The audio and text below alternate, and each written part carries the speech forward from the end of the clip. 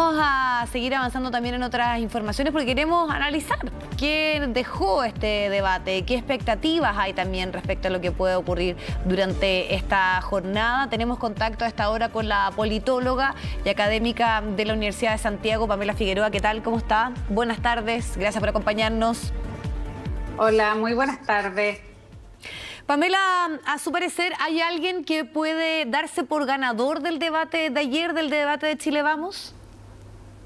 No, me parece que no hay ganadores. Yo creo que el debate, el comportamiento de los distintos candidatos, de los 4 candidatos de la derecha, no cumplió todas las expectativas. Ya probablemente lo que ellos hicieron fue hablar a un electorado muy cerrado, ya que es probablemente el más cercano a sus partidos. Me parece que no abrieron un debate más hacia la ciudadanía, ¿ya? Sino que lo que ellos hicieron, y lo vimos en la nota que ustedes mostraban recién, fue tratar de diferenciarse a través de la descalificación, y eso creo que los limitó a poder realmente plantear los temas que están hoy día en la sociedad chilena. Si esta es una primaria para definir las candidaturas presidenciales del sector que actualmente está gobernando el país. Entonces creo que se vio una cierta necesidad de diferenciación a través de la descalificación a los otros candidatos, y eso sin duda limitó mucho la posibilidad que ellos tenían en ese momento de exponer sus ideas, sus programas, sus planteamientos. Entonces fue, me parece, una conversación muy dirigida a un electorado muy centrado en los partidos políticos, en las fuerzas políticas que representan, y menos un debate hacia la ciudadanía, o sea, proponer un debate al país sobre lo que viene. Además, muy alejado también se percibió del contexto que tenemos hoy día. Ya pensemos que estamos a pocos días de iniciar un proceso constituyente, estamos en un contexto de pandemia, de una crisis política y social bastante profunda que ha vivido el país en los últimos 2 años. Y eso se vio muy poco reflejado en cómo se abordaron las temáticas, porque creo que hubo mucho foco en tratar de desestimar al adversario a partir de una crítica directa a cada uno de ellos. Y a tu parecer, ¿cuánto influyó la carga del gobierno de tratar de desvincularse? Estamos hablando de 3 exministros que tuvieron que dar muchas explicaciones de su gestión, porque hoy ellos hacen propuestas que son muy distintas a cuando ejercieron sus cargos en torno a temas importantes, sobre todo desde el punto de vista económico o social. Claro, Lavín es la excepción, pero también fue ministro de Sebastián Piñera, es una figura fundamental en los últimos años, podríamos decir, dentro de lo que es Chile Vamos. Entonces, ¿cuánto influyó en el debate esta sensación de que estaban más preocupados de desligarse o desvincularse de la gestión del gobierno más que de profundizar muchas veces en sus propias propuestas? Sin duda, la vinculación de los 4 candidatos con el actual gobierno significa un peso en el tipo de propuestas que ellos puedan hacer, y eso genera una incomodidad que se nota ya en los planteamientos y en cómo abordan las temáticas. O sea, ninguno se quiso definir como el candidato de continuidad al gobierno, como diciendo que 3 de ellos fueron ministros hasta hace poco, y Joaquín Lavín fue ministro de Piñera en el gobierno anterior y es una persona del conglomerado que representa el actual gobierno. Y no solamente porque el gobierno ha venido en un derrotero de alta debilidad política, porque el gobierno no solamente ha perdido el apoyo ciudadano, sino que también ha perdido el apoyo de sus propios partidos, del Congreso. Entonces hay una debilidad bastante notoria del actual gobierno, sino que además en las últimas elecciones, en la elección de la Convención Constitucional y en la segunda vuelta de gobernadores, la coalición de derecha en Chile tuvo muy mal resultado electoral. Entonces, obviamente ningún candidato se iba a posicionar desde ese sector. Lo que ellos buscan entonces es tratar de diferenciarse de lo que es el actual gobierno, de lo que es ha sido la centroderecha más tradicionalmente, pero creo que eso finalmente los atrapó en no poder proponer y temáticas de verdad, temáticas a futuro. Entonces, lo que hicieron fue responder las preguntas de manera muy puntual, pero no se vio aquí como lo que uno trata de visualizar en las candidaturas presidenciales, que es una propuesta a largo plazo, ¿no es cierto? Una visión de Estado sobre el país y a partir de esa visión general del país poder ir haciendo ciertas propuestas concretas de cómo lo abordarían. Además, en un gobierno, ya que creo que eso señalaba que me parece que hubo falta de contexto, de un gobierno que se va a elegir en medio de un proceso constituyente y que por tanto tiene que dar cuenta también de ese contexto de gran transformación política, económica y social que significa el momento actual que estamos viviendo. Entonces, al final vimos respuestas muy casuísticas de temas muy acotados en un ambiente de descalificación de la posición del otro. Entonces, cuando uno dice, bueno, ¿cuál es en el fondo el resumen del debate de ayer? Hay muy pocas cosas que sacar en concreto de cómo se van a enfrentar los problemas que está viviendo la sociedad chilena y qué es lo que esperamos todos cuando miramos un debate presidencial. Queremos saber cuáles son las alternativas que se proponen para abordar los problemas que vive la sociedad. Sí, tal vez donde sí se pudo ver una diferencia es en temas como el matrimonio igualitario o la legalización de la marihuana. Sí. ¿Eso cómo lo analizas? Porque para muchos también es un paso impensado que en un debate que está, podríamos decir, en los partidos de la derecha o de la centro derecha, se aborden esos temas y haya diferencias en esta distinción, sobre todo algunos de vincularse a una derecha más liberal o más renovada o más moderna, siguiendo tal vez moldes más europeos, en estos temas donde siempre ha existido como bastante conservadurismo en general en nuestro país.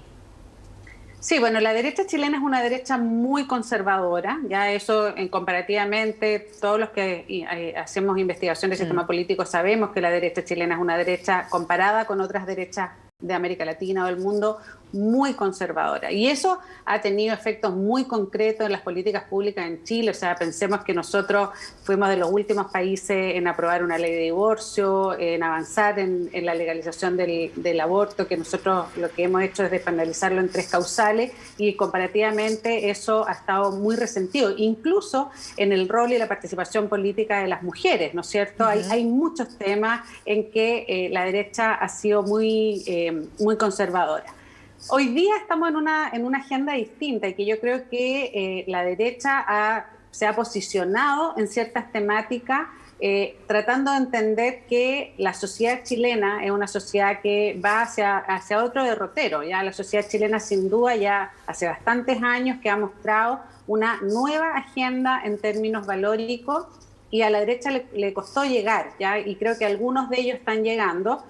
Bueno, Joaquín Lavín yo creo que es bien honesto y directo en el sector que él representa, ¿ya? Porque él sigue representando al sector más conservador, no solamente lo mostró en estos temas valóricos de matrimonio igualitario, del tema de consumo de droga, también en temas de seguridad y otros temas, él sigue con esa posición más conservadora. Pero creo que lo que tenemos es, bueno, uno, que varios de los candidatos presidenciales representan también nuevas generaciones dentro de la derecha y yo creo que también ven que para poder tener una cierta representación y estar en el debate nacional necesitan tener posiciones un poco más abiertas. Y ahí, esperemos que eso se vaya luego también mostrando en cómo votan y en cómo abordan estas temáticas, porque una cosa es decirlo en un discurso y después que eso se transforme realmente en votación en el Congreso, en políticas públicas. No, absolutamente, y además también en que haya una coalición política que te respalde en el caso de algunas figuras que sabemos que pueden tener ciertas aperturas en algunos temas, pero después la votación sobre todo de sus parlamentarios no se condice con aquello. Pero te quería preguntar, porque otra cosa que, más allá de lo de este debate, pero en general, ¿por qué tomar definiciones de otros sectores políticos? Bueno, el más conocido obviamente es el de Joaquín Lavín, al denominarse socialdemócrata, pero también cuando se habla de social cristiano, nadie dice, sí, soy un hombre de derecha y desde ahí creo que mis puntos de vista, mis planteamientos son lo que necesita Chile. Entonces, pensando en lo que hablábamos recién con esta desvinculación del gobierno, pero ¿por qué también está esa desafección desde donde ellos hablan, de su propio domicilio político? Sí, bueno, yo creo que esa es una pregunta que habría que hacérsela directamente a los candidatos, porque yo creo que hay muchas personas que nos hacemos esa pregunta. Yo creo que ahí los candidatos tienen que ser honestos, transparentes en sus posiciones, en sus planteamientos, porque si no lo que generan es confusión. Y lo que uno ve acá es que distintas candidaturas, y Joaquín Lavín yo creo que es el más claro, es muy pragmático porque tiene ya bastante experiencia frente a elecciones. Ya sabemos que él se ha presentado varias veces como candidato, no solamente a presidente de la República, sino que en distintos ámbitos. Y yo creo que lo que él está buscando es conseguir una votación. Pero creo que ese pragmatismo es muy complejo porque eso yo creo que genera en el mediano y largo plazo mayor desafección también del debate público y del debate político desde la ciudadanía, porque finalmente él se plantea ya en términos conceptuales como progresista, socialdemócrata, pero finalmente lo que hace eso es una palabra vacía para Joaquín Lavín, porque todas sus propuestas son muy conservadoras. Está en contra del matrimonio igualitario, tiene una posición muy represiva frente al tema de las drogas, también frente al tema de los pueblos originarios en Chile. Yo creo que él ayer hizo una manifestación muy contradictoria porque comienza su discurso en pueblos originarios hablando en mapungún, pero luego la respuesta que él propone al planteamiento que se le hace es una respuesta muy centrada solamente en el control policial, no tuvo ningún acercamiento a la temática de otra manera. Entonces, cuando uno mira sus planteamientos en detalle en cada uno de los temas, ninguno de sus planteamientos se podría definir como socialdemócrata o progresista. Entonces lo que él hace es vaciar un concepto, apropiarse de un concepto, porque él ve, y en eso me parece que es una persona intuitiva y también pragmática, que la sociedad chilena ya ha migrado hacia esas temáticas. ¿Ya? Uno ve, por ejemplo, hoy día sobre...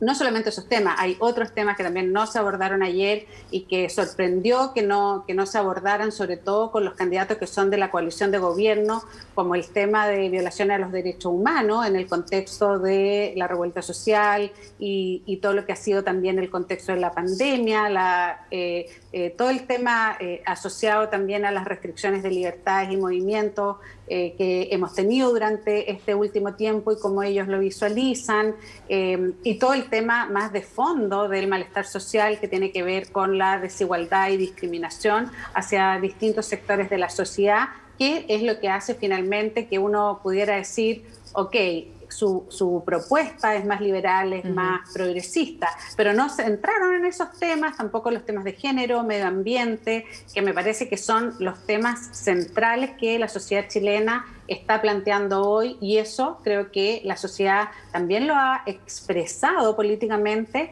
a través de las votaciones que tuvimos el 15 y 16 de mayo y ahora en la segunda vuelta de elección de gobernadores. Todas las votaciones han sido consistentes hacia una sociedad que tiene otros planteamientos, otras demandas. Y ahí te quería preguntar, Pamela, en cuanto a lo que tú estás planteando, ya se sabe que está en el análisis de la propia derecha que eventualmente puedan no pasar a una segunda vuelta y esto tenga que definirse entre un candidato de izquierda y uno de centro izquierda, pensando en lo que tú dices, ¿no? En todos los resultados que han arrojado las últimas encuestas, la debacle, podríamos decir, sobre todo lo que tiene que ver con quienes son representativos de la unidad constituyente, perdón, en escribir la convención constituyente, para qué hablar de alcaldes, etcétera. Pero en torno a eso, ¿cuánto crees tú que este debate puede generar ir a votar a un proceso de primarias? Porque sabemos también, y eso, por ejemplo, lo mencionó Ignacio Briones, que se sabe de un electorado de derecha que podría ir a votar a la otra para ir en contra de Daniel Jadwe. Entonces él mismo decía, le pido a la gente de derecha o de centro derecha que vaya y vote en nuestro proceso, porque puede dar también ahí una diferencia en la cantidad de personas que participen. ¿Cómo miras tú también ese análisis y sobre todo lo que está en juego para el sector, sobre todo en la primaria? Bueno, yo creo que para la primaria de la derecha importante que ellos movilicen a la gente a votar. Ya, yo creo que eso es prioritario porque finalmente, bueno, llevan 4 candidaturas. Uno podría suponer que en esas 4 candidaturas están representados distintos sectores. Bueno, el candidato Mario Desbordes, que ya tuvo un traspié con su partido, él intentó abordar ese traspié siendo candidato a presidente del partido, no tuvo el apoyo y por tanto ya tenemos un candidato que es bastante débil y no sabemos muy bien cuál va a ser la posición de Renovación Nacional, el actual presidente de Renovación Nacional, en función de esa candidatura. Pero yo creo que a razón de eso es que los candidatos en su discurso ayer le hablaron fundamentalmente a la militancia, al sector más, el voto más duro de la centroderecha, porque ellos necesitan movilizarse, uno, para tener una cantidad de votos que les dé cierta legitimidad a la propia primaria, y yo creo que finalmente el desafío que ellos tienen es cómo se aborda el día después de la primaria, ¿ya? Porque en el fondo en esta primaria uno de ellos tiene que ser el que gane y el resto tiene que ordenarse tras esa candidatura, ¿no es cierto? Y eso es como lo clave que viene ahora. Yo creo que lo positivo en el fondo de la primaria es que finalmente ese día del 18 de julio se va a resolver con su militancia, probablemente más con militancia que con ciudadanía, quién va a ser el candidato de la centro derecha y la reacción de los partidos y de los otros candidatos, si se ordenan detrás de esa candidatura, les puede dar mayor chance. Pero si eso, y corto, Pamela, ¿quién crees tú que va a ser el candidato de la centro derecha? No me gusta hacer predicciones, hay un candidato que en las encuestas tiene mayor votación, pero como han estado las elecciones durante estos últimos meses, es muy difícil hacer proyección. ¿Pero tú sientes que la contienda está entre Joaquín Lavín y Sebastián Sichel? Yo creo que Joaquín Lavín es el favorito y habrá que ver quién es el segundo. No me queda tan claro. Ahora hablemos un poquito de lo que va a pasar hoy día. Apruebo Dignidad tiene también su oportunidad de debatir en el mismo formato. Entonces se habla de tal vez una lógica más de precisamente convocar, de que las personas acudan a este proceso, más que de diferencias, de distanciarse uno de otro. Pero qué tan importante también es marcar eso tal vez en el caso de los candidatos que van a estar en el día de hoy.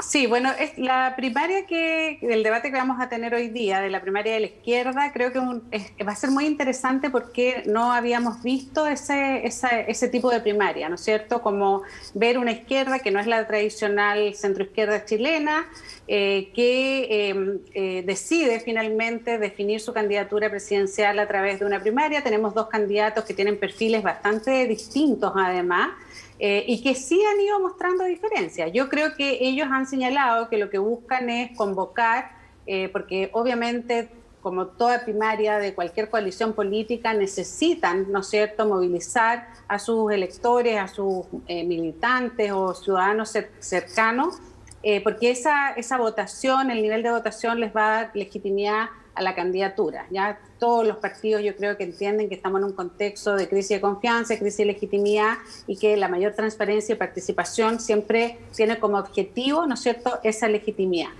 Y estos 2 candidatos tienen estilos, trayectorias distintos y yo creo que también tienen propuestas un poco distintas. Y yo creo que la gran diferencia que hemos visto durante las últimas semanas es que la candidatura de Daniel Jadwe, que se ha venido proyectando con mucho más tiempo que la candidatura de Gabriel Boric, es una candidatura que ha logrado marcar en las encuestas. Yo creo que Daniel Jadwe hace tiempo tiene una estrategia de posicionamiento que le ha rendido en términos de aparecer en las encuestas y mostrarse como el candidato favorito.